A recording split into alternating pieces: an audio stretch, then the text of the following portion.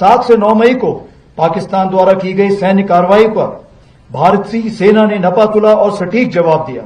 हमारी army air defence एक अजेय दीवार बनकर सामने खड़ी रही। जो भी शक्तियां भारत की संप्रभुता, अखंडता या जनता को क्षति पहुंचाने की योजना बना रही हैं, उन्हें करारा जवाब दिया जाएगा और आगे भी दिया जाएगा।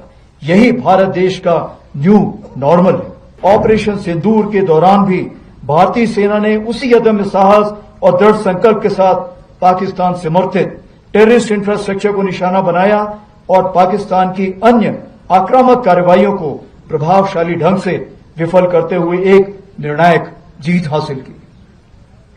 हमने शांति को अवसर दिया, पर उसने कायरता की कार्रवाई की और उसका उत्तर केवल हमने पराक्रम से दिया।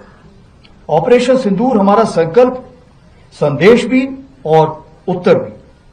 पहलगाम में हुई कायरतापूर्ण आतंकी हमला पूरे देश के लिए गहरी चोट था, लेकिन इस बार भारत ने सिर्फ शोक नहीं जताया, बल्कि ठान लिया कि अब जवाब निर्णायक होगा।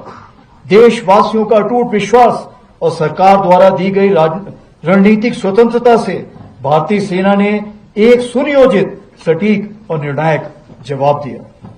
भारतीय सेना ने 6 और 7 मई की रात को पाकिस्तान और पाकिस्तान ऑक्यूपाइड जम्मू एंड कश्मीर में 9 हाई वैल्यू आतंकवादी ठिकानों को निशाना बनाया, बिना किसी मासूम नागरिक को हानि पहुंचाए हुए। यह केवल जवाब नहीं था, यह स्पष्ट संदेश था कि आतंकवाद को सहारा देने वाले अब नहीं बचेंगे। 7 से 9 मई को पाकिस्तान द्वारा की गई सैन्य कार्रवाई पर भारतीय सेना ने नपातुला और सटीक जवाब दिया। हमारी आर्मी एयर डिफेंस एक अजेय दीवार बनकर सामने खड़ी रही, जिसे कोई ड्रोन या मिसाइल भेद नहीं सका।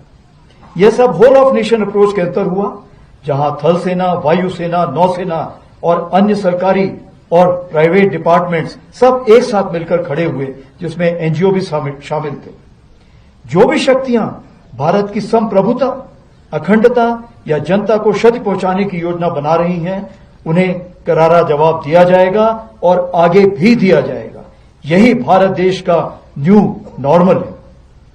आज की भारतीय सेना न केवल वर्तमान चुनौतियों का सफलतापूर्वक सामना कर रही, बल्कि हम नित्य प्रतिदिन एक परिवर्तनशील, आधुनिक और भविष्य उन्मुख शक्ति के रूप में तेजी से अग्रसर हो रहे हैं।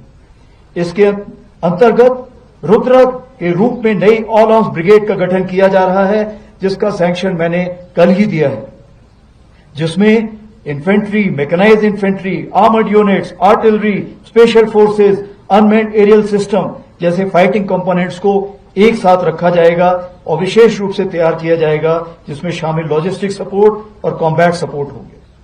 इसी क्रम में भैरव लाइट कमांडो बटालियन के रूप में एजाइल और घातक स्पेशल फोर्सेस का गठन किया गया है, जो सीमाओं पर शत्रु को चौंकाने के लिए हमेशा तैयार है।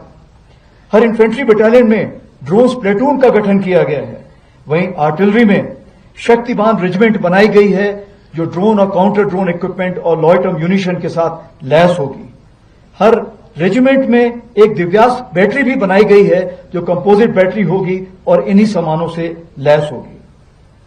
इन चीजों के मद्देनजर हमारी मारक क्षमता अब आने वाले दिनों में कई गुना बढ़ जाएगी। उसी प्रकार से आर्मी एयर डिफेंस को स्वदेशी मिसाइल सिस्टम से इक्विप किया जा रहा है।